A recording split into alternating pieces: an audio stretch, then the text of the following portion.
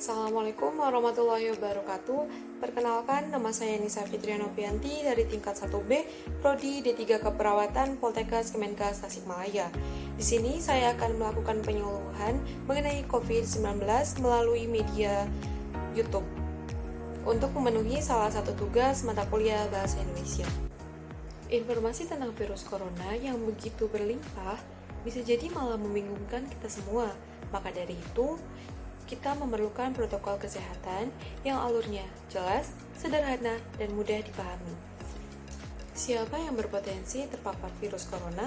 Yang pertama adalah orang yang memiliki riwayat perjalanan 14 hari yang lalu ke negara dengan transmisi lokal COVID-19.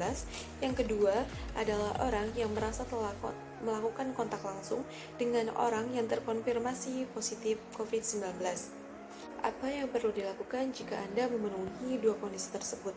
Yang pertama, jika Anda merasa sehat atau tidak timbul gejala, maka dianjurkan untuk karantina diri sendiri di rumah selama 14 hari, serta dengan selalu memantau kondisi diri Anda. Yang kedua, jika Anda merasa sakit atau timbulnya gejala, maka Anda dianjurkan untuk menghubungi tenaga kesehatan atau hotline center corona yaitu 119 agar Anda mendapat rujukan pemeriksaan ke rumah sakit. Gejala apa yang perlu kita perhatikan? Yang pertama, demam yang melebihi 38 derajat Celcius. Yang kedua, batuk atau pilek.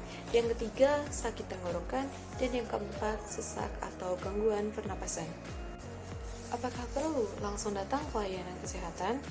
Apabila gejalanya ringan, diutamakan untuk menghubungi hotline center corona atau rumah sakit rujukan terdekat untuk mendapat informasi langkah selanjutnya yang harus kita lakukan.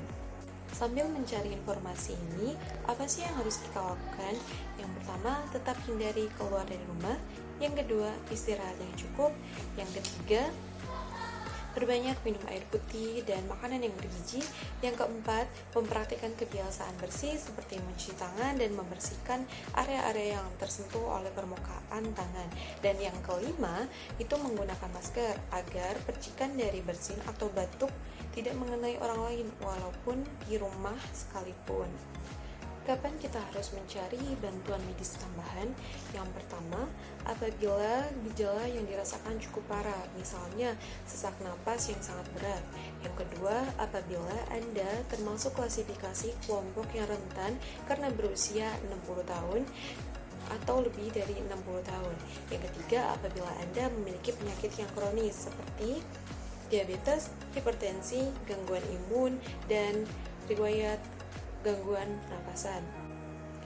Apa yang harus kita lakukan bila gejalanya berlanjut dan kita diharuskan untuk ke fasilitas kesehatan? Yang pertama, jangan lupa memakai masker ketika keluar rumah. Yang kedua, terapkan atau praktekkan etika bersin atau batuk yang benar, yaitu menutup dengan sikut atau tisu. Dan yang ketiga, hindari penggunaan transportasi publik. Bagaimana tahapan screening pasien di fasilitas pelayanan kesehatan? Sebelum melakukan perawatan, tenaga kesehatan akan melakukan screening terlebih dahulu. Jika pasien tidak memenuhi kriteria pasien dalam pengawasan atau PDP COVID-19, maka pasien akan dirawat inap atau rawat jalan sesuai dengan diagnosa atau keputusan dari dokter. Yang kedua, namun apabila pasien dinyatakan memenuhi kriteria pasien dalam pengawasan COVID-19, maka akan dirujuk ke salah satu rumah sakit rujukan yang akan didampingi oleh tenaga kesehatan dengan APD lengkap atau alat pelindungan diri yang lengkap.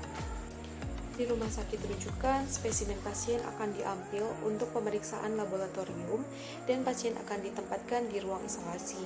Hasil dari pemeriksaan pertama akan keluar dalam 24 jam. Jika hasilnya negatif, maka pasien akan dirawat sesuai dengan penyebab penyakitnya. Namun, apabila hasilnya positif, maka pasien akan dinyatakan penderita COVID-19 yang akan diambil sampelnya setiap hari dan baru bisa keluar dari ruang isolasi apabila pemeriksaan sampel atau pemeriksaan hasil sampel 2 kali berturut-turut hasilnya negatif. itulah informasi dan protokol kesehatan mengenai masalah COVID-19 yang harus diikuti oleh masyarakat.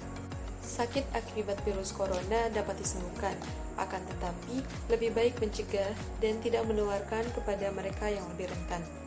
Sekian informasi dari saya, mohon maaf bila ada kekurangan. Wabillahi taufiq walhidayah. Wassalamualaikum warahmatullahi wabarakatuh.